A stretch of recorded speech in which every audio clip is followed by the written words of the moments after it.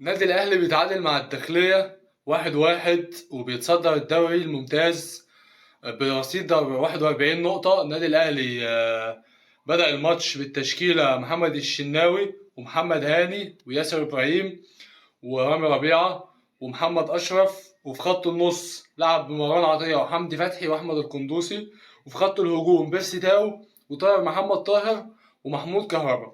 طبعا التشكيلة دي أدت شوط أول سيء جدا تحت المتوسط، ونادي الداخلية عمل هجمات خطيرة وعمل استحواذ على الماتش وعمل شوط أول كويس. جه المدرب في الشوط التاني نزل لعيبة.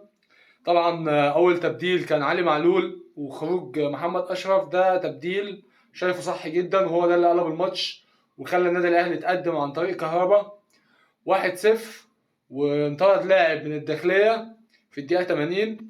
طبعا كده المفروض ان انت سيطرت على الماتش وكسبت الماتش، بس جه عم رامي ربيعة المدافع حطه في ظهره ولف بيه وحط الكرة في الجون في الدقيقة 90، اللي هي المفروض يعني بتاعت الأهلي. الطبيعي إن النادي الأهلي بس هو اللي بيفوز في الدقيقة 90. وطبعا خروج كهربا وهو حاطط جون وبيأدي كويس ورجله في الملعب، ونزول شادي حسين اللي بعيد عن الماتشات خالص وملعبش، طبعا دي تغييره وحشه ووحشه من المدرب خالص. وكهربا طبعا خد رجل المباراه في الماتش، وطبعا ما رضاش ياخدها لانه لاعب مقدر تيشيرت النادي الاهلي وبيحب النادي الاهلي بجد. وطبعا كهربا لاعب كبير وهو مش مهاجم بس بيأدي دور المهاجم كويس جدا.